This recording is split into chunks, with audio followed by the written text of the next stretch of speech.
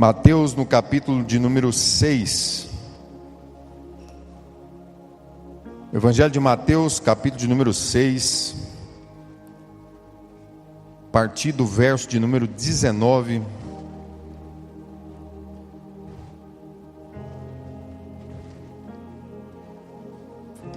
A obra que Deus tem na sua vida não depende só de você não, viu? Deus está cuidando de tudo, irmão. Às vezes a gente pensa que alguma coisa está saindo fora do controle de Deus. E pensa em alguém que está no controle do negócio, é Deus, irmão.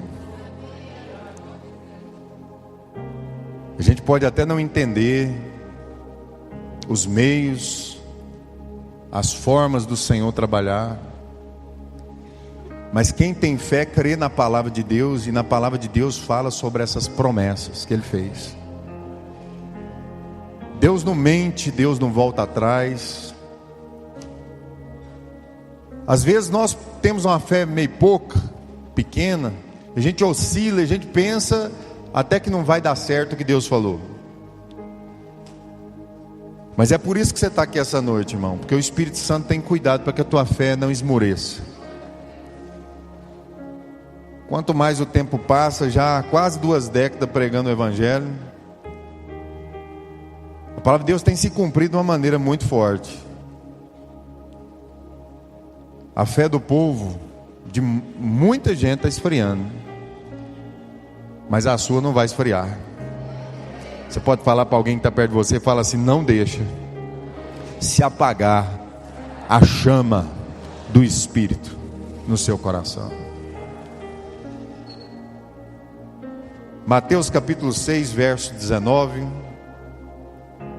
Quem encontrar, dá um sinal de Deus.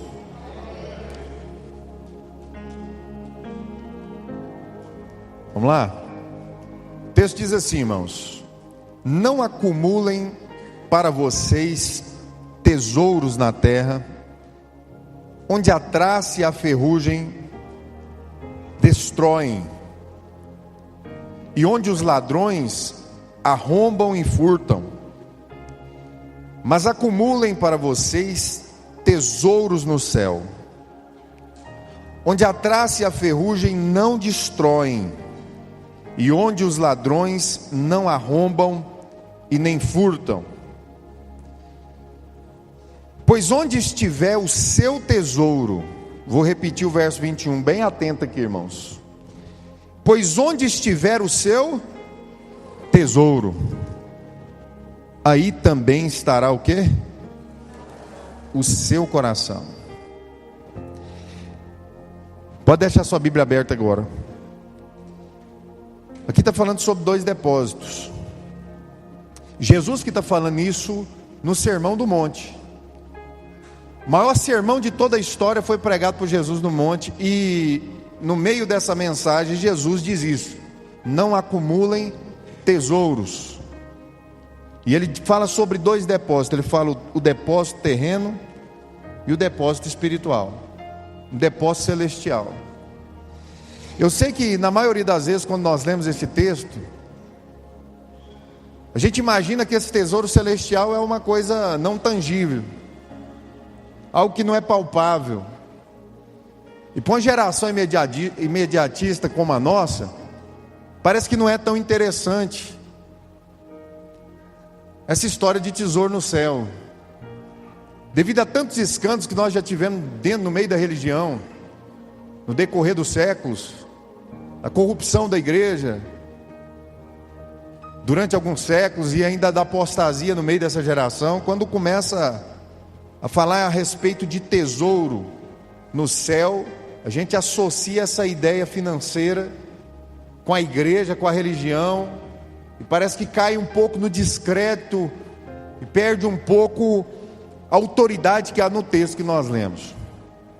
Jesus, ele não é só um pregador, um profeta dessa época, irmão. Jesus é Deus. E aqui Deus encarnado, aquele que veio ao mundo para representar o Pai. Certo momento os discípulos disseram assim: mostra-nos o Pai. E ele virou para os discípulos e falou: vocês já têm o visto. Porque Deus é espírito. Jesus é a parte palpável de Deus, e Jesus é Deus, como a palavra diz. Então esse sermão a respeito de juntar tesouros nos céus, a primeira coisa que nós precisamos entender é que esse céu, ele não é um céu imaginário. Ele não é esse céu que você aprendeu na escola com seus pais, aquele céu branco, aquelas nuvens, toda aquela coisa cinematográfica. Quando eu comecei a ler a Bíblia nessa ótica, eu comecei a ficar bastante espantado, mas muito mais convicto do que é o propósito de Deus na terra.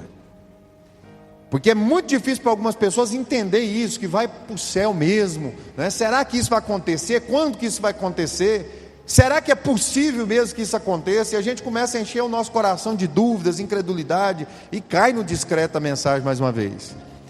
Mas é bom você olhar para os fatos. Você está aqui nesse momento aqui, em carne e osso. E por incrível que pareça, dentro de você tem uma alma e tem um espírito. A alma sustenta a vida no corpo. E é por isso que o seu espírito está dentro do seu corpo, porque a alma é a vida. Agora o espírito é a sua personalidade. É quem você é de fato. E esse que você é está preso aí nessa carcaça aí. Você não tem como ser outra pessoa. Você é você. Amém ou não amém? E sendo quem você é aqui essa noite, você não consegue explicar de que maneira você veio parar nesse planeta, de que maneira você nasceu na família que você nasceu, na cidade que você nasceu, no tempo que você nasceu, e nem como que você está vivo aqui essa noite, sendo sustentado por uma força que ninguém consegue explicar. Pois não, esse é Deus, irmão. É o mesmo Deus que criou todas as coisas do nada. Ele é a origem de tudo, e esse Deus disse que há uma eternidade em um outro planeta, em um outro lugar. Eu gosto de dizer planeta para ficar mais palpável os irmãos entender. A promessa de Deus para a igreja, irmão, e a esperança, e o verdadeiro motivo para você estar sentado aqui essa noite, é porque você em breve morrerá. Não vai demorar, porque a Bíblia diz que é como um sopro. Passou. Eu estava olhando ontem a minha avó, que quem me criou, 75 anos de idade, um vigor tremendo. E a gente comemorou pela primeira vez, foi uma grande vitória que Deus deu, porque há mais ou menos 23 anos a gente não reunia a família. E a gente conseguiu reunir para comemorar esses 75 anos dela. E ela está firme, forte, cheia de saúde. Eu fiquei olhando, falei que Deus abençoe que minha avó ainda viva muito tempo. Mas naquela conversa vai e vem, a gente começa a observar, irmão, que tem gente que tem mais passado do que futuro. Será que tem alguém aqui que tem mais passado do que futuro? Diz que depois dos 50 parece que tem mais passado do que futuro. Mas a palavra de Deus diz que existe um futuro eterno, irmão. Esse futuro eterno é realmente muito mais importante do que esses próximos 30 anos, 20 anos, 40 anos, que vocês continuarão vivendo aqui na terra, talvez um pouco mais os mais jovens. Mas a palavra é clara, irmãos, nós vamos em breve deixar esse corpo, essa carcaça que se sustenta o seu espírito aí dentro.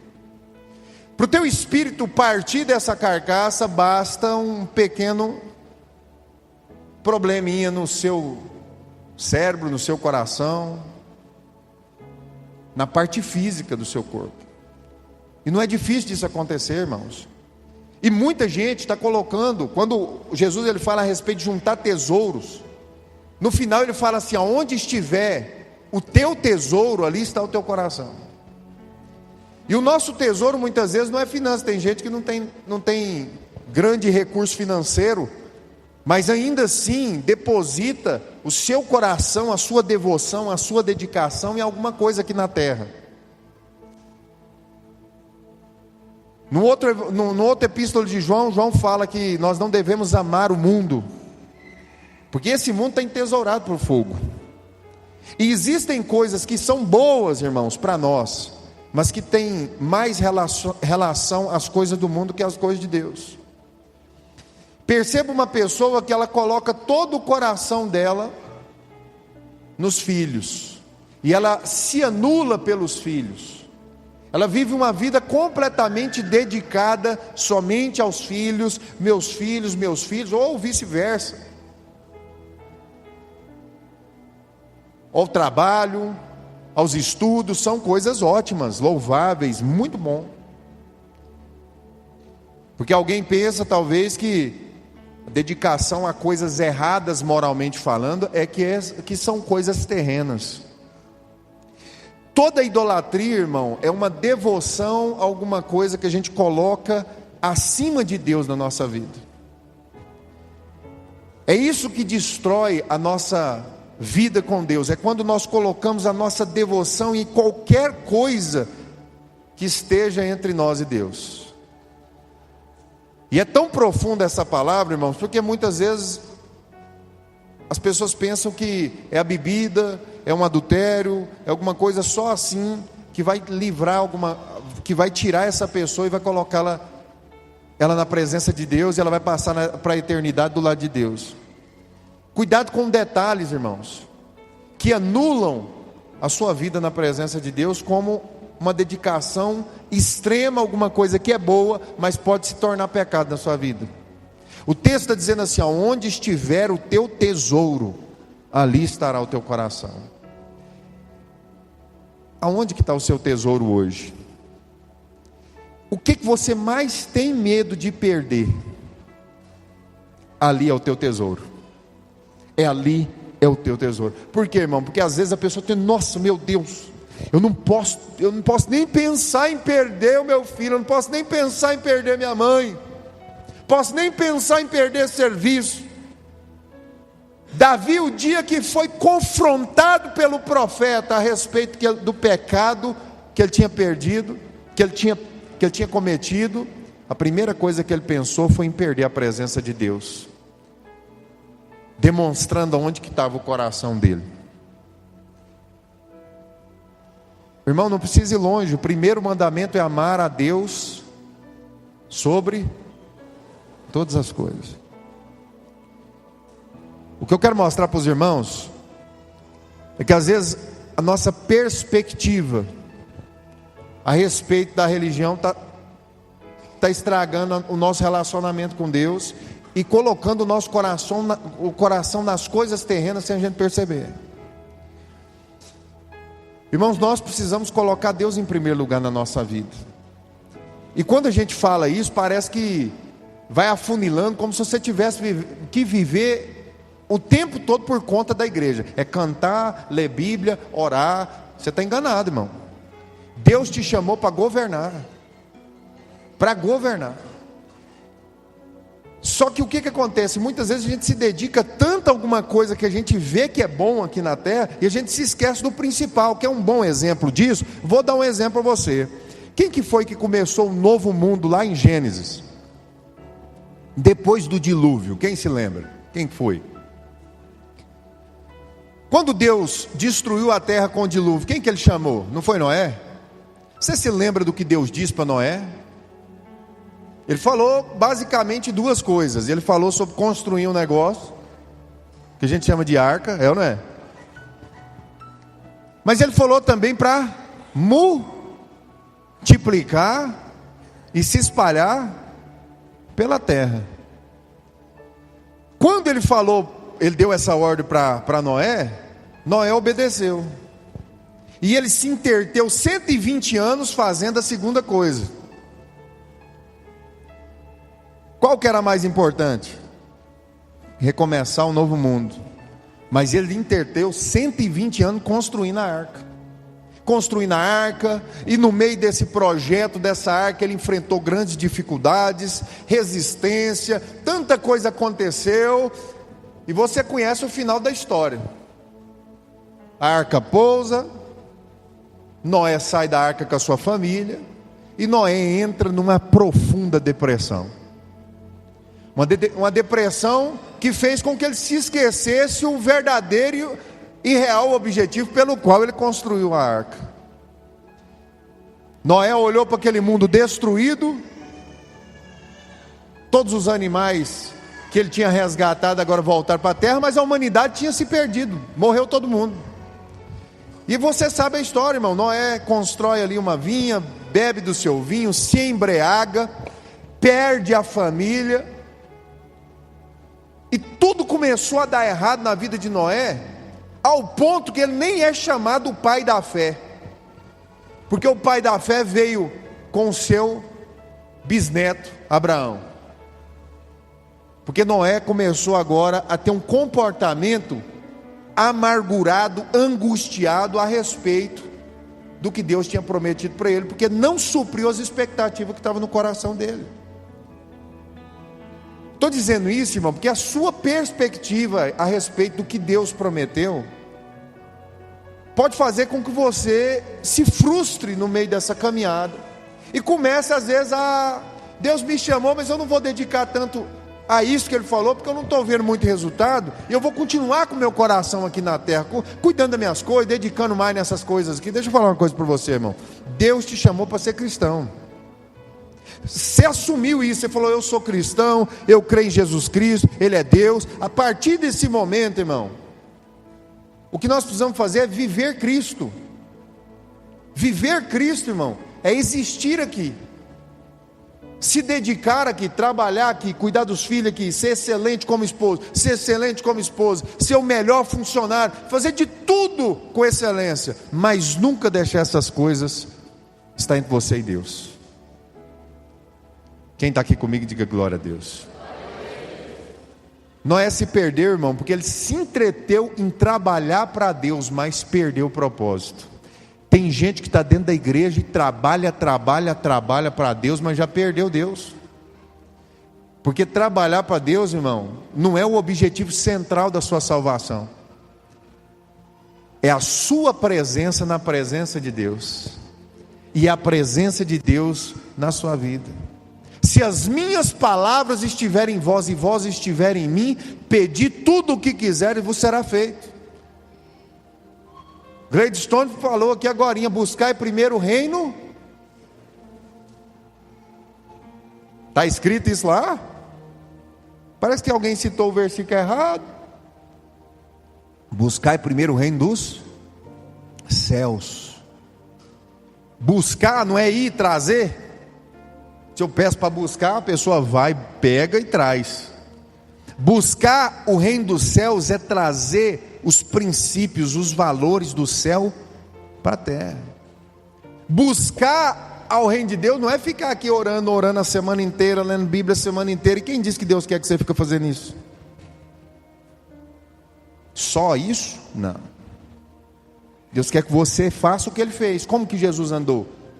Em todos os versículos está falando que Jesus estava orando o tempo todo? Não. Muitas vezes Jesus era chamado até de comilão e beberrão, porque de onde ele estava sentado, ele estava comendo e bebendo. Era ou não era? O verdadeiro poder do Evangelho está no meio de pessoas, está no meio da família, está no meio dos amigos, está no meio da faculdade, está no meio do trabalho, mas viver Cristo. Você não precisa pregar o tempo todo e orar em tudo quanto é lugar que você está, irmão. Mas uma coisa, você precisa ser, onde você estiver, a representação dos princípios do reino dos céus. É alguém olhar para você e falar: esse é diferente, esse tem alguma coisa diferente, alguma coisa que não é da terra. O coração dele é diferente, o olhar é diferente, a palavra é diferente. O que tem de errado com essa pessoa? Porque ela não se parece com esse mundo. E tem gente que pensa que não se parecer com esse mundo é andar por aí de terno e gravata com a Bíblia debaixo do braço. Ah, é diferente do mundo. É diferente mesmo. Vixe. É tão interessante, irmão, que contradiz, porque Jesus, Ele era igual a todo mundo, de uma maneira física falando assim, até as suas vestimentas, que no dia que Judas foi trair ele teve que combinar com os soldados de dar um beijo em Jesus, porque ninguém sabia que ele era o cara mais conhecido, mas os seus discípulos já eram tão parecidos com ele, que ninguém sabia qual que era Jesus. teve que dar um beijo para saber quem que era.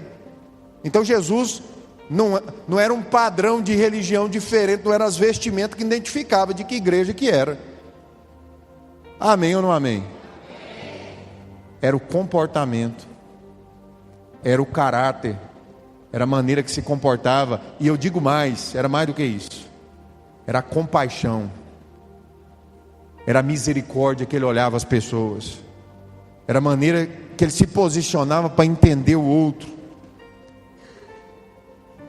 Colocar Deus em primeiro lugar, irmão, é naturalmente estar dentro do mesmo versículo que diz que você deve amar a Deus e o próximo como a ti mesmo. Então você quer ter sucesso em qualquer área da sua vida, coloca Deus em primeiro lugar e os outros em primeiro lugar. Naturalmente todas as outras coisas vão sendo acrescentadas na sua vida. Não tem ninguém aqui, irmão, que trabalha para si. Você trabalha para os outros. Sua empresa é para os outros. Seu trabalho é para o outro. Tudo que você faz é para alguém, para servir alguém. E dessa maneira você é beneficiado. É assim ou não é? Por isso que eu tenho falado, irmãos, trabalhe com excelência e não fique olhando para a questão financeira, porque quem paga o teu salário não é o homem, é Deus. Enquanto for o homem que paga o teu salário, você vai fazer de qualquer jeito, tendo essa perspectiva. Mas se você entender que não importa quem é o seu patrão, não importa quem é o faraó, não importa quem é o faraó do Egito, mas você sabe quem te colocou lá e quem que te abençoou, irmão, você está entendendo. Amém ou não amém? É Deus que vai te prosperar, não independente de quem seja o faraó do seu Egito. O faraó do seu Egito pode ser seu patrão aí, pode ser a sua própria empresa, pode ser você mesmo. Mas o meu patrão, irmão, é Deus. E Deus, Ele olha exatamente o que cada um merece. Agora eu vou perguntar um negócio forte. Você está ganhando o que você merece? Ah, pastor, eu trabalho, você precisa de ver como que eu trabalho naquela empresa, eu trabalho mais do que o meu patrão. Irmão, Deus é justo. Deus é justo. E acredite, você está exatamente no lugar que você merece. Mas pastor, eu trabalho, às vezes não é só isso. Às vezes é o seu comportamento, é o seu coração, a inclinação do seu coração. E eu estou dando essa palavra aqui, irmão, para começar a abrir os teus olhos. Você sabe por quê? Lembra que eu pedi para você deixar a Bíblia aberta? Olha o que ele está falando aqui. Fala para a pessoa que está perto de você, muda a sua perspectiva. As coisas vão mudar. No 22, em sequência, primeiro ele fala, pois onde estiver teu tesouro, ali está o teu coração. No 22 ele fala assim, os olhos são a candeia do corpo. Se os seus olhos forem bons, todo o seu corpo será cheio de quê? Mas o olho tem que ser bom. Se o olho for bom, o corpo é cheio de luz. Mas se os seus olhos forem maus, todo o seu corpo será cheio de trevas. Portanto, se a luz que está dentro de você são trevas, e ele não está falando de escuridão, ele está falando de esclarecimento. Se a luz que está dentro de você, se a iluminação que está dentro de você, se o seu entendimento são trevas, quão densas trevas? É tão interessante que ele põe isso aqui entre duas questões. Lá em cima ele estava falando sobre nós juntar tesouro na terra, mas juntar no céu. E agora no 24 o que ele fala? É impossível. Ninguém pode servir a dois senhores, pois odiará um e amará o outro. Ou se dedicará a um, ou desprezará o outro. Vocês não podem servir a Deus. E aí ele colocou Mamon, porque Mamon é o Deus do dinheiro. E Deus não é o Deus do dinheiro. Deus é o Deus da prosperidade. Tem gente que tem dinheiro e não tem prosperidade. Deus quer que você tenha os dois. Porque tem gente que pensa, não, se eu tiver só prosperidade, não tem como, irmão. Quem Deus dá prosperidade, Ele dá prosperidade em todas as áreas da sua vida. Prosperidade emocional, prosperidade sexual, prosperidade financeira, prosperidade na saúde, prosperidade em tudo. Deus quer que todas as áreas da sua vida sejam bem-sucedidas. Só que as pessoas estão tentando fazer campanha do lenço, campanha do não sei o que, do envelope, está achando que é assim que vai conseguir, meu irmão, alcançar alguma coisa diante de Deus. Deus quer que você se posicione como alguém que entendeu o que é ser filho, o que é ser cristão, irmão. E para isso, Deus tem que ser a prioridade na sua vida. Prioridade, como que eu coloco então, pastor? Deus como prioridade na minha vida, caminhando, se parecendo, tendo compaixão, vivendo uma vida muito mais voltada para as pessoas do que para si mesmo, já é um bom começo. Essa geração está pregando totalmente diferente, irmão. As pessoas não têm paciência de ouvir ninguém. As pessoas não têm paciência, sabe, de entender o que está acontecendo com o outro. A gente está lutando para os nossos interesses. Dentro dos relacionamentos, se está bom para mim, está ótimo o relacionamento. Se não está bom para mim, aí agora nós temos que sentar para se entender, para chegar no que eu quero. Por que parece que tem umas mulheres que olham para os maridos, os maridos olham para os... Disfarça. É assim ou não é? São interesses que nós estamos buscando para nós, irmão. Nós não estamos entendendo o porquê nós estamos aqui. Noé perdeu, ele esqueceu para que ele estava na terra depois do dilúvio. Era para multiplicar. Irmão, por que depois que você aceitou Jesus, Deus não te mata? E já leva para o céu logo, já que você está salvo? Porque tem um propósito, você está aqui ainda. Se Noé, sendo justo, um homem íntegro daquele, Deus tivesse matado ele no dilúvio, ele estava com o Senhor. Mas você não morreu ainda, eu não morri ainda, porque Deus tem um propósito a se cumprir na terra. Então pare de buscar os seus próprios interesses e deixa Deus te usar. Quando Deus te usar no interesse dele, todas as coisas que você está correndo atrás vêm sobre a sua vida. Buscai primeiro o reino dos céus e a sua justiça. Ou seja, a justiça é justamente fazer o que Jesus fez. E todas as demais coisas serão acrescentadas. O povo está fazendo diferente, está buscando as demais coisas. E aí não prospera, fica 10, 20 anos dentro da igreja e olha, a pessoa está do mesmo jeito. Porque o primeiro mandamento ainda não entendeu. Está chegando o momento de você colocar Deus em primeiro lugar, irmão. Colocar Deus em primeiro lugar, irmão, é ser Jesus onde você estiver. Como assim, pastor? Ser Jesus. Lembra do bom samaritano? Quem se lembra do bom samaritano? Passam vários religiosos do lado de um cara doente. Tem uns que falam assim, vou orar por você, viu? Pai do Senhor. Outros mandam um negocinho assim no WhatsApp. Eu queria saber, irmão, se aquilo já virou oração lá para o Senhor, já. Se Deus já contabilizou aquela mãozinha assim como oração. Que mentiraiada. Hipocrisia. Pessoal, estamos precisando orar para fulano. Aí todo mundo manda aquela mãozinha lá no WhatsApp. Aquilo lá já funciona já, irmão? Já, como é que... Vale quanto em oração aquilo lá?